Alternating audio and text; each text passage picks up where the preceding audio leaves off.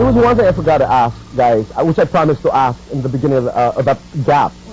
You know, Chris, may naniligaw na ba sa'yong tomboy? Wala. Wala. Wala. Hindi ka ma-appeal sa lesbian? Siguro hindi, boy. But you tell me you're very open. I mean, you're open to homosexuals and to gays. Alam mo, we had a funny conversation when Pops and I, we were hosting Pramas, and sa tagal kasi nung award show ko, ano na napag-usapan namin. Sabi ko, Pops, if you're a man, sino gusto mo pakasalan? Pakasalan na, ganun talaga. Sino sabi niya? God, ang hirap niyan. Sabi ko, ako Sharon Cuneta. Ikaw? Oo, sabi niya, why? Sabi ko, wala kasi diba, she cooks well. Sabi ko, she's so talented, she's so sweet. Well. Yeah, right. And ano, sabi ko, siya ang gusto ko. Tapos si Pops walang maisip. Oo, gano'n ka-weird. Pero wala pang who made advances, wala. Boy, kung meron man. If men are intimidated, how is my lesbian? Ha? But you don't... May mga parang parating sinasabi sa akin na ultimate crush kita, gano'n. Gano'n lang. Wala lang. Okay lang sa'yo? Ha? Okay. Oo naman. You have a lot of gay friends. All my best friends practically are gay, yeah. That's right. But you also have friends like, your best friend. Oh. My best friend is my cousin Rina. That's We grew up together. She knows me inside out. At nang lumayas ka, doon ka pumunta with all your clothes. Nung iniwan ko si Philip, nung nanganganak ako, siya yung una kong tinawagan. Nung nalaman kong buntis ako, bago sa mommy ko siya talaga, she's, the classic example of wind beneath my wings. Yung siya yung tao talaga na kahit anong gawin ko, mamahalin niya ako. Without conditions. And if ever I die, someone is gonna take care of Josh. Ganun yun. Ganun ang bonding namin talaga. Tessa Prieto Valdez. We get along because we're so kooky. Alam mo yun? Pareho kaming weird. At pareho kung ano lumalabas sa bibig namin. And she's my praying friend. We go to Baclaran at Tuesday nights together. What do you pray about? Everything. Kasi I have a friend who taught me, pag magdadasal ka raw, you use your hand. The thumb is the one closest to your heart. So all the people that you love the most. Okay. The pointer finger is yung mga tinuturuan mo, yung mga inuutusan mo at yung mga tao who work for you. Okay.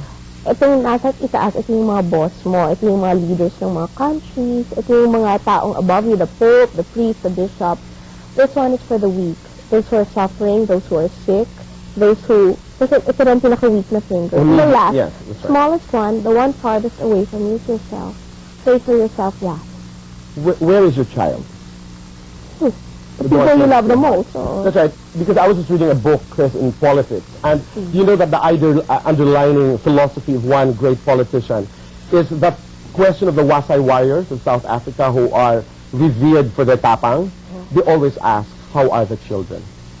And that becomes the basis of the prayer, and the basis of governance. That becomes the basis of governance. Let's talk about career. You are very happy. You're the queen of talk. Wala nang daytime. You're the queen of talk. How are you doing? Are you at the peak? Sana hindi pa. Oo nga, no? 3 years pa lang eh. Sana. Sana hindi pa. Oprah's been there for 14 years. Wow. Ted Koppel has been there for 20 years. Barbara Walters has been there forever. Yes. Walter Cronkite was there for over 50 years. So boy, sana I'm only 29. So come on. But at 30 you have to get married. No. No, sana sana talaga hanggang 45. Kasi my mom aged well, di ba? That's right. Hindi man ma-wrinkle ang mommy ko. So, pwede pa akong close-upan. But where do you want to go? Where do you want to go in terms of hosting? No, I want to do this, and I want to graduate into Diane Sawyer, Barbara Walters territory, meaning I want to be Nolly De Castro. Talaga? Corina and I talked about that. So she's next in line, obviously. So sabi ko, Corina, pagkatapos mo, ako naman na. What is it about the little boy that you like? When you watch him, you believe. It's like influence, boy. Yung talagang, Wala ka pa na Kasi boy, I don't handle the stuff that he handles. Correct. And I wish to have that editorial control. Because what he says is right, yung viewpoint niya, it's watched by millions and believed by millions. I'm not familiar with the way Nolly works, no? But does he have that editorial control? He does? Oo. I've interviewed him, and I've gotten to know him, and he's a great guy. Do you have a timetable? Well... At 35, maybe? Hindi pa. Too young pa yun. Too young? Oo. Okay. 40? At 40, 45. It's a long way to go. In the meantime, you can just do today with Chris. I love my show. I know. And it's a consistent top rater. It's what makes me happy. I love connecting with Don't you people. get tired? No, I don't get tired. What happens to bad hair days? No, it happens to bad emotion days. To bad emotions? Okay. Nangyayari yung boy na 10 minutes before the show, I get, minsan dumadating ako sa studio, umiiyak pa ako. We Okay. all go through that. So what happens? What happens to the makeup? What happens to the smile? Hindi ma-apply yung eye You're makeup. going to be bubbly when you enter Nababaliw that show. sila. It's a morning show. Boy, it's ano talaga, the show goes on. And what do they care what's going on in my life? And you really love what you do, Chris. Yes, and I know I make people happy. If people come up to me talaga who say na, my mom watches you every day and she's in the hospital. Let us get a Chito Ronyo. And pinagsabi ko talaga direct and kahit commercial, Chris, bawal palitan ng channel dahil tuwan-tuwa siya sa'yo. And when I hear things like that, boy, parang feeling ko, Masarap. thank you, God, because had I not gotten pregnant, boy, that door would not have opened. Joshua opened this talk show door. You believe so? It was a twist of fate talaga. Uh-huh. I would have been acting pa rin naman siguro, di ba? And not being such a great actress, but now I'm a great host. That's right. I think the best. Thank you, boy. I think the best. Difficult interviews.